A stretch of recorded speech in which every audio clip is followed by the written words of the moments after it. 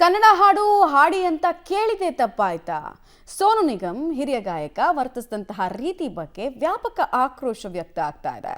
ಹೇಗೆ ಉತ್ತರ ಕೊಡಬಹುದಾಗಿತ್ತು, ಹೇಗೆ ಕೊಟ್ಟರು, ತಾಳ್ಮೆ ಕಳ್ಕೊಳ್ಳುವಂತಹ ಅವಕಾಶ ಅಥವಾ ಸಂದರ್ಭ ಏನಿತ್ತು ಇವರಿಗೆ ಅನ್ನೋದು ಒಂದು ಪ್ರಶ್ನೆ. ಕನ್ನಡ ಹಾಡು ಹಾಡಿ ಅಂದಿದ್ದಕ್ಕೆ ಸೋನು ನಿಗಮ್ ಉರಿ ಕೆಂಡವಾಗಿದ್ದಾರಂತೆ. ಪಹಲ್ಗಾಮ್ ಉಗ್ರರ ದಾಳಿಗೆ ಸೋನು ನಿಗಮ್ ಹೋಲಿಸಿದ್ದಾರಂತೆ. ಕನ್ನಡ ಇದಕ್ಕೇನೆ ಪಹಲ್ಗಾಮ್ ದಾಳಿಯಾಗಿದ್ದು, ತಾಳ್ಮೆ ಕಳೆದುಕೊಂಡು ಬಾಲಿವುಡ್ ಗಾಯಕ ಸೋನು ನಿಗಮ್ ಮಾಡಿದಂತಹ ಮಾತು, ವರ್ತಿಸಿದಂತಹ ರೀತಿ ವಿಪರೀತ ಆಕ್ರೋಶಕ್ಕೆ ಕಾರಣ ಆಗಿದೆ.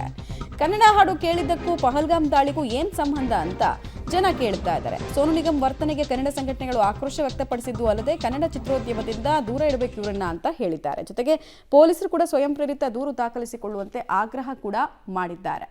ನೋಡಿ, ಅಲ್ಲಿ ನಡೀತಾ ಇದ್ದಿದ್ದು ಕನ್ಸರ್ಟ್. ಸೊ ಇಲ್ಲಿ ಫ್ಯಾನ್ಸ್ ಮುಂದೆ ಬಂದಾಗ ಗಾಯಕಂದೇನು ಜವಾಬ್ದಾರಿ? ಫ್ಯಾನ್ಸನ್ನು ತೃಪ್ತಿಪಡಿಸೋದು. ಅವ್ರು ಕೇಳಿದ್ರು ಕನ್ನಡ ಹಾಡು ಹಾಡಿ ಅಂತ, ಬಿಕಾಸ್ ಇಲ್ಲಿ ಅವ್ರು ತುಂಬ ಫೇಮಸ್ ಸಾಂಗ್ಗಳಿದೆ. ಇಲ್ಲಿಂದ ಅವರು ಅನ್ನ ತಿಂದಿದ್ದಾರೆ, ತಿಂದ ಮೇಲೆ ಅದ್ರ ಋಣ ಸಂದಾಯ ಮಾಡಿ ಅಂತ ಕೇಳಿದ್ರು. ಹಾಡ್ತೀನಿ ಅನ್ಬೇಕು ಅಥವಾ ನನಗೆ ಮರ್ತೋಗಿದೆ ಅನ್ಬೇಕು. ಅದು ಬಿಟ್ಟು ಪಹಲ್ಗಾಮ್ ಘಟನೆ ತಂದು ಎಳತ್ತರೋದು ಏನಕ್ಕೆ? ಅಲ್ಲಿ ಯಾರಾದ್ರೂ ಕಿತ್ತಾಡ್ಕೊಂಡಿದ್ರೆ ನೀವು ಈ ಉದಾಹರಣೆ ಕೊಡೋದು ಸರಿ.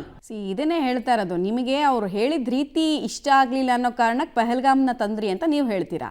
ನೀವು ಪಹಲ್ಗಾಮ್ ವಿಚಾರವನ್ನು ಹೇಳಿದ್ದ ರೀತಿ ಇಷ್ಟ ಆಗದೆ ಇರೋದಕ್ಕೆ ಕನ್ನಡ ಸಂಘಟನೆಗಳು ನಿಮ್ಮನ್ನು ಈಗ ಬ್ಯಾನ್ ಮಾಡಬೇಕು ಅಂತ ಹೇಳ್ತಿರೋದು.